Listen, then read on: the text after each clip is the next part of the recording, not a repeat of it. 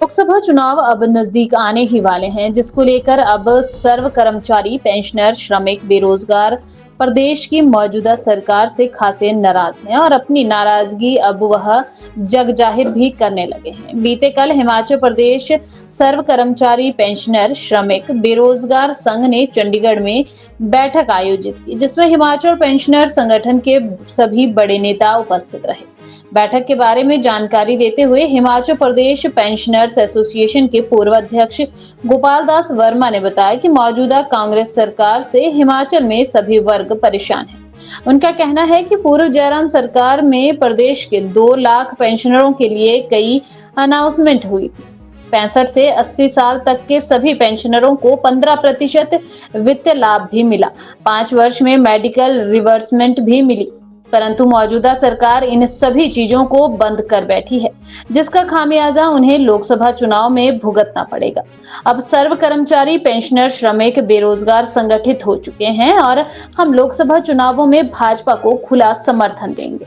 उनका कहना है कि कांग्रेस पार्टी के पास तो उम्मीदवार तक नहीं है। जिन्होंने विधानसभा चुनाव लड़ा, उन्हीं को अब लोकसभा चुनाव में भी उतार दिया है, परंतु उनकी अब यह जुमलेबाजी नहीं चलेगी और 4 जून को हिमाचल केंद्र के साथ हिमाचल में भी भाजपा ही सरकार बना लेगी। देखिए, आज सवेरे हिमाचल प्रदेश सर्व कर्मचारी, पेंशनर, श्रमिक, युवा, बेरोजगार संयुक्त मोर्चा की बैठक आज चंडीगढ़ में हुई, जिसमें सिर्फ पेंशनर के जो नेता थे हिमाचल प्रदेश से वो बुलाए गए थे, क्योंकि इसमें ये फैसला हुआ कि पूर्व कि जयराम सरकार ने प्रदेश के 2 लाख पेंशनों के लिए बड़े बड़े जो है अनाउंसमेंटें हुई, जो पूर्व में वीरभद्र सिंह की सरकार भी नहीं कर सकी थी। सबसे पहले पेंशनों को जो है जिनकी उम्र 65, 70, 80 हो चुकी थी, उनके लिए 5%, 10% और 15% का वित्तीय लाभ देके करोड़ों रुपए जो है जयराम सरकार ने पेंशनों को दिए हैं। इसके अलावा पेंशनों को जो है 5 वर्षों में जयराम सरकार ने मेडिकल रिवर्समेंट का पैसा हर महीने दिया और इसके अलावा पेंशनों को जो है पंजाब के वेतन मानों के आधार पर जो है 50-50 हज़ार रुपये नगद दिया। और मतलब ये है कि पेंशनों को अच्छी सुविधा जयराम शासन काल में मिली है। तो आज हमने फैसला लिया है कि भाई ठीक है, जो लोकसभा चुनाव में जो है भारतीय जनता पार्टी के उम्मीदवारों का खुला समर्थन करेंगे और जो 6 अभी बाई इलेक्शन हो रहे हैं विधानसभा के, उसमें भी मतलब भारतीय जनता पार्टी को जिताने के लिए दिन रात करके मेहनत करेंगे। और क्योंकि कांग्रेस पार्टी ने तो हमेशा शब्दबाग दिखाए, पूर्व में वीरभद्र सिंह सरकार ने भी शब्दबाग दिखाए थे, तो इसलिए ये है कि अब समय आ गया है चुकता करने का और इनको वोट देकर के जो है सफल बनाएंगे। इसलिए ये भी एक फैसला लिया गया कि अगर कल को दिल्ली में नरेंद्र मोदी की सरकार बनती है, हिमाचल में जयराम की सरकार बनती है, तो जो हमारा पिछला जो एरियर है 3-3, 4-4 लाख रुपए जो कर्मचारियों को मिलना है, पेंशनों को मिलना है, वो मिल जाएगा।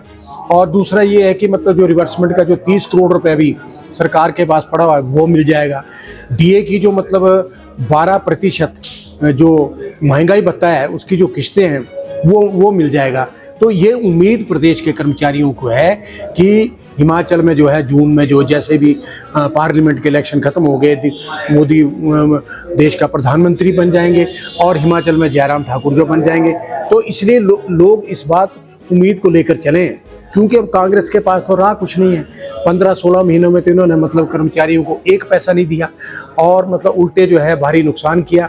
आज मैं आपको ये बताना चाहता हूँ कि जो विक्रमादित्य को जो लोकसभा का अभी टिकट दिया है कांग्रेस पार्टी ने मंडी से, बुरी तरीके से हारेगा ये, क्योंकि इनका अपना कोई वजूद है नहीं है। वो वीरभद्र सिंह का था वजूद।